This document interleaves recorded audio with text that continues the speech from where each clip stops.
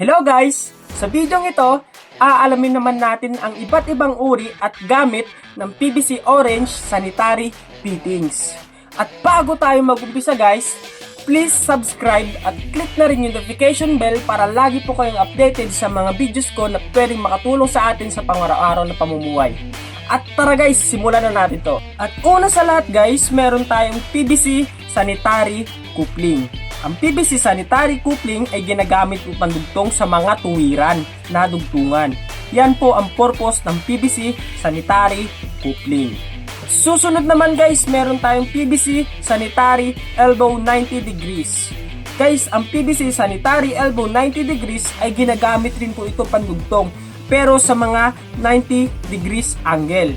Nag-shape letter L po siya, 90 degrees. Yan po ang PVC Sanitary Elbow 90 degrees. At susunod naman guys, meron din tayong PVC Sanitary Elbow 45 degrees.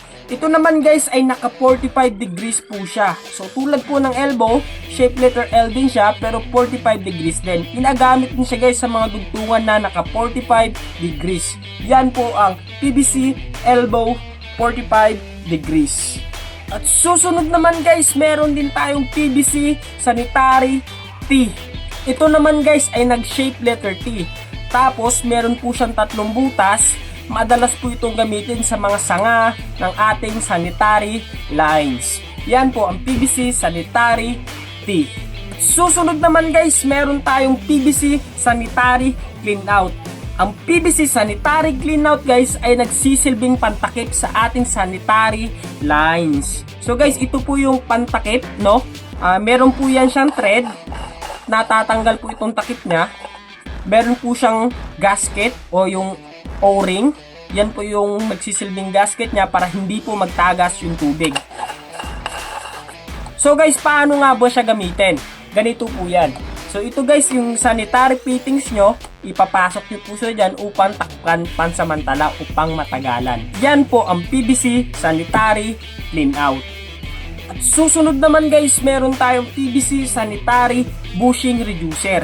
So guys, ang PVC Sanitary Bushing Reducer ay ginagamit po pang reduce sa ating mga sanitary fittings. So guys, kung gusto nyo siyang paliitin ng mas maliit, ito po ang gamitin nyo. PVC Sanitary Bushing Reducer. So guys, paano nga ba siya gamitin? So guys, ganito po siya gamitin. Meron po ako ditong PVC Sanitary Fittings Coupling na ang sukat ay 3 inches. Ngayon gusto ko siya guys paliitin na mas maliit na sukat, which is sukat na number 2. Gagamit ako guys ng PVC Sanitary Bushing Reducer. So yan guys, napaliit ko na po gamit itong PVC Sanitary Bushing Reducer. From malaking butas, napaliit ko po siya. Yan po ang PVC Sanitary Bushing Reducer. At susunod naman guys, meron tayong PVC Sanitary Y. Ang PVC Sanitary Y naman, tulad din po siya ng PVC Sanitary T, mayroon po siyang tatlong butas. Pero ito po ay naka-shape letter Y.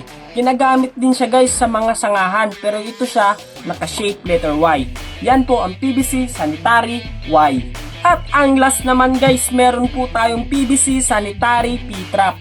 So guys, ang PVC Sanitary P-Trap ay shape letter P po siya, kaya po siya na tinawag na PVC Sanitary P-Trap. At ang purpose naman nito guys ay nagsisilbing trap na mga solid waste sa ating lababo. So guys, tama kayo, ginagamit po ito sa ating lababo, no? Ito po yung pinaka-drain ng ating lababo. Ngayon guys, ang purpose po kung bakit siya nag-curve para matrap po dito yung mga solid waste tulad ng kanin o kung ano man yan na nanggaling sa ating lababo. Ang itsura nito guys ay meron po siya ditong thread, no? Nabubuksan po ito na in case po na napuno na, dito nyo po i-drain yung mga solid waste. Dito nyo po ilalabas yung mga solid waste na hindi kayang idalo ng tubig dito.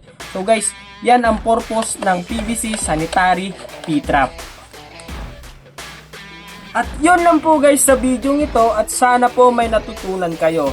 At please, don't forget to subscribe. Paalam!